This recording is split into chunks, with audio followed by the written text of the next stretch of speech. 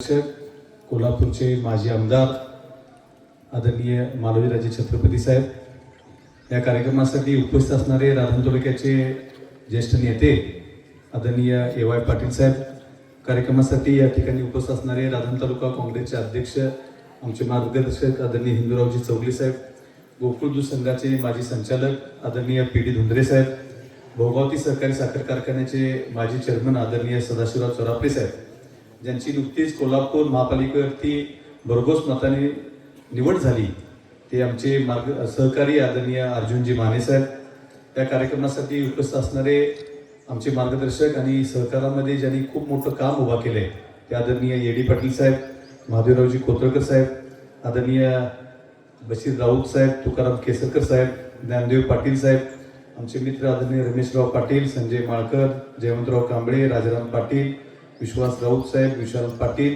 भाऊसाहेब पाटील, सर्वच व्यासपीठावरचे सर्व प्रमुख मान्यवर मंडळी, मोठ्या संख्येने उपस्थित असणारे वाकीगोल परिसरातील सर्व जुने जाणते कार्यकर्ते, तरुण सहकारी मित्र, राधानगरी जिल्हा परिषद मतदारसंघातून इतर भागातून सुद्धा आलेले सर्व प्रमुख कार्यकर्ते बंधू आणि या ठिकाणी ज्यांनी आपली मनोगत व्यक्त केली ते या फिजुळे पंचायत समितीचे आमचे सहकारी उमेदवार आदरणीय मोहनजी पाटील, त्याच पद्धतीनं राधानगरी पंचायत समितीच्या उमेदवार आमच्या वहिनी आदरणीय अश्विनी चौगले यांचे पती युवा नेते चंद्रकांत चौगले, या सर्व उमेदवार ह्या ठिकाणी उपस्थित आहेत. मी माझ्या बोलण्याला सुरुवात करत असताना अगदी सुरुवातीला आज जर ज्या उमेदवारा पुढे येत आहेत, ह्या पाठीमागं आम्ही निवडणूक लढवतोय, परंतु निवडणूक लढवत असताना काही सहकारी कार्यकर्त्यांना आपल्या भूमिका थोड्या पाठीमागे घ्यावं लागतात, त्यासाठी त्याग करावा लागतोय. या व्यासपीठावरती मी आमचे सहकारी असणारे आदरणीय विश्वास राऊत साहेब या ठिकाणी आहेत, या ठिकाणी आमचे अभिजित पाटील या ठिकाणी उपस्थित आहेत, सुभाष पाटील साहेब या ठिकाणी उपस्थित आहेत, संदीप पाटील साहेब या ठिकाणी उपस्थित आहेत. या सर्व सहकारी कार्यकर्त्यांनी आमचे पडसाळीचे माजी सरपंच तानाजी पाटील या ठिकाणी जरी उपस्थित नसले तर या सर्व मंडळींना देखील जिल्हा परिषद किंवा पंचायत समितीच्या निवडणुका लढवाव्यात अशा पद्धतीने इच्छा व्यक्त केली होती आदरणीय भाऊ पाटील या ठिकाणी ज्यांनी आता आपलं मनोगत व्यक्त केलं ते या सर्व मंडळींनी. परंतु आपली आघाडी एकत्र होती आहे आणि चांगल्या पद्धतीनं आपल्याला चांगले लोक पुढे आणण्यासाठी, आपले सहकारी पुढे आणण्यासाठी या सर्व मंडळींनी आपल्या सर्व इच्छा आकांक्षेचा त्याग करून आम्हा सर्व मंडळींना पुढे आणण्याचं काम केलं. त्यामुळं निश्चितपणे या सर्व सहकारी मित्रांच्या त्यागाबद्दल मी त्यांना पहिल्यांदा त्यांना मी धन्यवाद व्यक्त करतो. आदरणीय बाबांना, ए.वाय. साहेबांना, व्यासपीठाच्या सर्व मंडळींना मी त्यांना विनंती करतो की भविष्यातील हे सर्व चांगले कार्यकर्ते त्यांच्या कुवतीप्रमाणे, त्यांच्या ताकदीप्रमाणे योग्य ठिकाणी त्यांना राजकीय पुनर्वसन होण्याच्या दृष्टीनं भविष्यामध्ये तुम्ही आम्ही सर्वांनी त्यांना मदत करण्याची भूमिका घेणं गरजेचं आहे, असं मला या कार्यक्रमाच्या सुरुवातीला आपल्याला नमूद करायचं आहे. त्यानंतर जर बघायला गेलं, बाबा आज आपण वाकीगोल या परिसरामध्ये आलाय, तर म्हणजे बऱ्याचशा कार्यकर्त्यांना असं वाटलं असेल की प्रचार शुभारंभ एका टोकाला ठेवण्यापाठी काय कारण आहे. तर मला आवर्जून बाबा आपल्याला सांगायचं आहे की वाकीगोल हे राधन तालुक्याचं एका बाजूचं एक टोक आहे आणि राधन तालुक्याचा जर भौगोलिक विचार जर आपण केला तर राधन तालुक्याचा भौगोलिक विस्तार जो जितका म्हणून आहे त्यातला 58% क्षेत्र फक्त एका राधानगरी जिल्हा परिषद मतदारसंघाने व्यापलेला आहे. राहिलेल्या 40-42% क्षेत्रामध्ये 4 जिल्हा परिषदेचे मतदारसंघ आहेत. याचा अर्थ काय होतो की राधानगरी तालुक्यातली 80% जनता ही 40% क्षेत्रावर पी.डी. साहेब राहते आणि राहिलेल्या 60% क्षेत्रावर फक्त 20% जनता या ठिकाणी राहते. म्हणजे असा थोडासा विकासाच्या दृष्टीने विचार केला तर एक विरोधाभास असलेला हा आमचा तालुका आहे. आणि राधान तालुक्याचा जर विकसित किंवा अविकसित राहण्यापाठीमागे जर कुठलं मुख्य कारण असेल तर शिक्षण हे खऱ्या अर्थानं मुख्य कारण असं मला म्हणायचं आहे.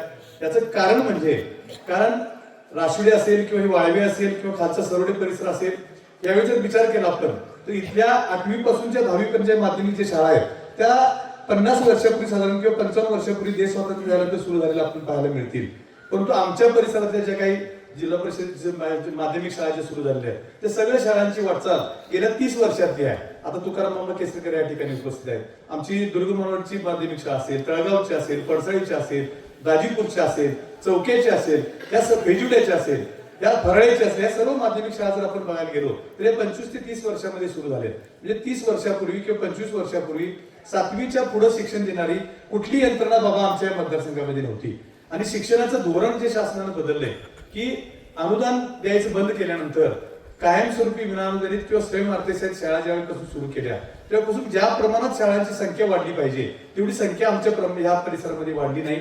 आणि जर खऱ्या अर्थानं जर आम्ही पाठिंबा कशामुळे राहिलो असेल तर शिक्षणामुळे आम्ही खऱ्या अर्थानं पाठिंबा राहिलो असं काही चुकीचं होणार नाही. परंतु जर शेजारच्या तालुक्याचा विचार केला गेलं तर त्या ठिकाणी बुद्रुक तालुका आमचा शेजारी आहे. त्यामध्ये 50-55 वर्षापूर्वी मौनी विद्यापीठ सुरू झालं. आमच्या दुर्दैवानं आमच्या तालुक्यामध्ये अशा कुठल्याही प्रकारची संस्था सुरू झाली नाही. बुद्रुक तालुक्याच्या विकासाचा पाठिंबा जर आपण गेलो तर तिथल्या मौनी विद्यापीठ सुरू झाल्यामुळं तिथं जी काही शैक्षणिक क्रांती झाली तिथं जो आर्थिक सुधारणा झाल्या त्याच्या पाठिंबा खऱ्या अर्थानं बघायला गेलं तर हे शिक्षणाची व्यवस्था त्या ठिकाणी लवकर सुरू झाली त्यामुळे लोक पुढे गेले. आज जर बघायला गेलो तर आमच्या तालुक्यामध्ये ही व्यवस्था सुरू व्हायला तब्बल 40 ते 50 वर्षे पुढे लागली. त्यामुळं आज जो आमचा विकासाचा जो बॅकलॉग आहे ते खऱ्या अर्थानं जर बघायला गेलो तर शिक्षणामुळे राहिलेला आहे. त्यामुळं त्याची गरज ओळखून मी पंचायत समितीवरती 2002 मध्ये एवापेठ या ठिकाणी उपस्थित आहे. त्या सर्वांच्या सहकार्याने मी पंचायत समितीवरती मला काम करण्याची संधी मिळाली.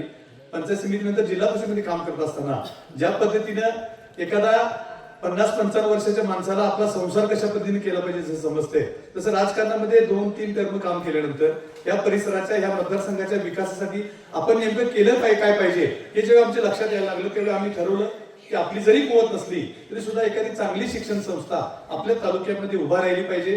त्याचं खरं कारण म्हणजे मुलींचं शिक्षणाचं प्रमाण जर बघितलं मुलांचं शिक्षणाचं प्रमाण जर बघितलं तिथं सोयी सुविधा नसल्यामुळं खूप मोठा पाठिंबा आम्ही राहत होतो. आज जर बघितलं तर 15-20 वर्षापूर्वी 30 वर्षापूर्वी चित्र बघितलं तर कोल्हापुरामध्ये असेल मुंबईमध्ये असेल हॉटेलमध्ये काम करणारे चहा गाडावरती काम करणारी सर्व मंडळी आमच्याकडे होती. आणि हे चित्र बदलायचं झालं तर आपल्याला शिक्षणाशिवाय तरुणोपाय नाही हे विचार करून आदरणीय मालवीराजे छत्रपती यांच्या सहकार्यानं आपण एक चांगल्या पद्धतीचे व्यावसायिक शिक्षण देणारी संस्था या परिसरामध्ये सुरू केली. जवळजवळ 1000 मुलं त्या ठिकाणी शिक्षण घेत आहेत. आणि मला सांगायला आनंद होतो की 65% त्या ठिकाणी मुली शिकतायत. आणि विशेष म्हणजे ज्या उद्देशाने आम्ही ती शिक्षण संस्था सुरू केली आज जर आमच्या इथल्या हळ्याचेवाडीचा विचार केला तर हळ्याचेवाडीच्या 3 मुली आज त्या ठिकाणी आमच्या ठिकाणी गावदाते शिक्षण घेत आहेत. म्हणजे ही खऱ्या अर्थानं आमची गरज ओळखून आपण त्यावरती काम करायला निघालोय. आणि भविष्यामध्ये अशा प्रकारच्या वेगवेगळ्या गोष्टी जेव्हा आपण सुरू करत नाही तोपर्यंत आपल्या तालुक्याच्या खऱ्या अर्थाने विकास होणार नाही. आज जर बघितलं राजकीय दृष्ट्या राजकारण आणि विकास या 2 गोष्टी अतिशय जवळच्या संबंधाने बघितल्या गेल्या पाहिजेत असं मला वाटतंय.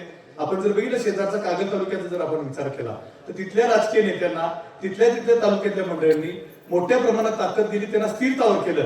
आणि त्यांनी जर काय केलं असेल तर विक्रमसिंह घाडगे असतील सदाशिवराव मंडलिक असतील आदरणीय मुश्रीफ साहेब असतील संजय घाडगे असतील त्यांनीच राजकारणात स्थिरतावर झाल्यानंतर त्यांनी साखर कारखाने उभा केले त्यांनी संस्था उभा केल्या हजारो कार्यकर्त्यांना त्यांना संधी देऊ शकले. परंतु आमच्या तालुक्याचं दुर्दैव असं गेल्या 25-40 वर्षांमध्ये आम्ही एकमेकाचे पाय ओढत राहिल्यामुळं आमच्या तालुक्याला म्हणावं असं प्रतिनिधित्व करता आलं नाही. एक 5 वर्षाचा अपवाद शंकर दोंडी पाटलांचा 5 वर्षाचा अपवाद नामदेवराव भोईटे साहेबांचा सोडला तर कुणालाही आमच्या तालुक्यामध्ये चांगल्या परिस्थितीचं चांगल्या पद्धतीने स्थिर स्थावर राजकारण करण्याची संधी मिळाली नाही. आणि जर बघितलं गेल्या 20 वर्षाचं चित्र आपण बघितलं मला कोणावर टीका करायची अजिबात नाही आहे. परंतु 10 वर्ष केपी पाटील साहेबांना संधी मिळाली.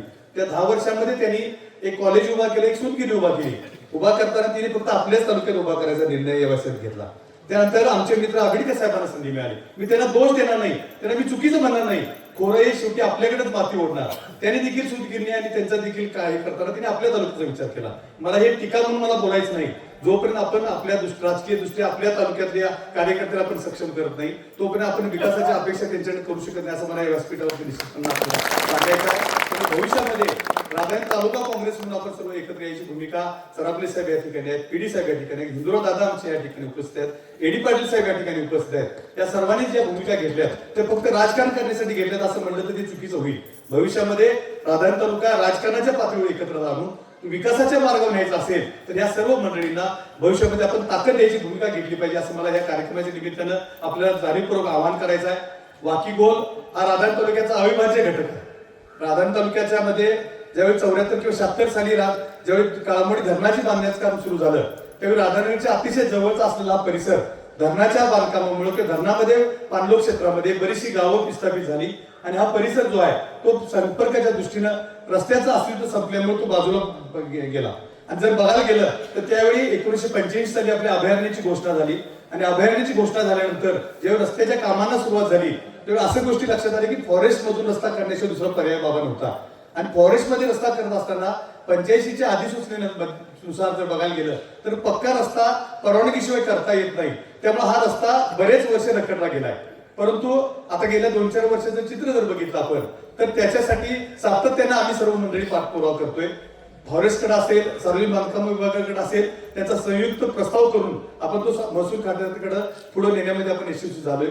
मागच्या काही दिवसामध्ये, काही महिन्यामध्ये मी आदरणीय शाहू छत्रपती महाराजांना आपण विनंती केली होती की आपण प्रत्यक्ष जाऊन या ठिकाणी पहा, की लोकांची अवस्था काय ते आपल्याला कळेल. महाराजांनी देखील या ठिकाणी भेट दिली आणि त्या सर्व अधिकाऱ्यांना सूचना दिली की हा प्रस्ताव ताबडतोब मंजूर करा, निधीच्या बाबतीत लवकरात लवकर तरतूद केली जाईल अशा पद्धतीचं महाराजांनी देखील आपल्याला ग्वाही दिलेली आहे. त्यामुळे लवकरात लवकर बाबा वाकिंग हा राधानगरीला जोडणं त्याला आपण प्राधान्य द्यावं अशा पद्धतीची विनंती मी आजच्या कार्यक्रमाच्या निमित्ताने मी आपल्याला करतो. वाकिंगच्या बाबतीत बोलत असताना आज या ठिकाणी बाबा 3च ग्रामपंचायती आहेत त्या ठिकाणी, पण जरी 3 ग्रामपंचायती असल्या किंवा 3च महसुली किंवा 4च महसुली गावं जरी असली तर ह्या ठिकाणी जर बघितलं तर ह्या ठिकाणी हजारो टन 30,000 टनापेक्षा जास्त ऊस ह्या क्षेत्रामध्ये इथले शेतकरी बांधर घेत आहेत. आणि त्याचं वैशिष्ट्य म्हणजे कुठल्याही प्रकारची बारमाही पाण्याची व्यवस्था या परिसरामध्ये नाही. आज जर बघितलं तर 2 टेम्पोचे रूट दुधाचे आमच्या परिसरामधून जातात, 2 गावांमधून 3 गावांमधून हजारो लिटर दूध इथं उत्पादन करणारे शेतकरी आमचे भादर दूध उत्पादक ह्या परिसरामध्ये आहेत. म्हणजे प्रतिकूल परिस्थितीमध्ये कशा पद्धतीने राबणूक करून पुढे करता येऊ शकते याचं सर्वात चांगलं उदाहरण हा आमचा वाकीगोला परिसर आहे. त्यामुळे ह्या परिसराच्या विकासासाठी भविष्यातल्या तरुण पिढीला शिक्षित करण्यासाठी जर आपल्याला भविष्यामध्ये जर काय करायचं तर रस्ता अतिशय महत्वाचा आहे असं मला या निमित्तानं नमूद करायचं आहे. इथल्या परिसराच्या विकासासाठी बारमाही पाण्याची व्यवस्था करण्यासाठी सावर्ड्यासारखा वरचा जो कामतेवाडीचा प्रकल्प आहे त्याच्यासाठी आपल्याला भविष्यामध्ये काम करायला पाहिजे असं मला या निमित्तानं आपल्याला असं विनंती करायची आहे. त्याच पद्धतीने पर्यटनाच्या माध्यमातून असेल, एखादा चांगला वनौषधीचा प्रकल्प असेल, या परिसरातील तरुणांना चांगल्या पद्धतीने रोजगार देण्याच्या दृष्टीनं भविष्यामध्ये आपण देखील खासदार या नात्याने महाराजांना विनंती करावी आणि या तालुक्याच्या विकासासाठी जे जे काय करणं आवश्यक आहे ते करण्यासाठी आपण सर्वजणी या भविष्यामध्ये एकत्र राहून चांगल्या पद्धतीने प्रयत्न करूया. हा जो तुलनेनं कोल्हापूर जिल्ह्यामध्ये किंबहुना महाराष्ट्रामध्ये सर्वाधिक मोठा असलेल्या मतदारसंघाची खरी गरज जर काय असेल तर विकासासाठी पुढे येणारे कार्यकर्ते ही खऱ्या अर्थाने गरजेची गोष्ट आहे. परंतु दुर्दैवानं म्हणूया किंवा काय असेल ती परिस्थिती असेल, 2017 साली झालेल्या निवडणुकीमध्ये जे जिल्हा परिषद सदस्य म्हणून निवडून गेले, जर गेल्या 7-8 वर्षामध्ये जर आपण जाणीव बघितलं फक्त वाकीगोलाच असं नाही तर मतदारसंघामध्ये एकही काम मला तरी कुठे 7 वर्षामध्ये दिसलेलं नाही की त्या सदस्यांनी जिल्हा परिषदेच्या त्यांच्या मतदारसंघासाठी कुठलं केलेलं. मग आपण जर निवडून जायचं असेल तर निवडून जाण्यापाठीचा उद्देश काय? जर बघायला गेलं तर राजकारण कशासाठी लोक करतात तर काही मंडळी जे आहेत त्यांना राजकारण हे पैसे मिळवण्यासाठी करावं असं वाटत असते. काही मंडळी जे आहेत त्यांच्याकडे पैसा असतो तर त्यांना प्रतिष्ठेसाठी पाहिजे असते, त्यासाठी राजकारण करणारी मंडळी आपण बरीच बघतोय.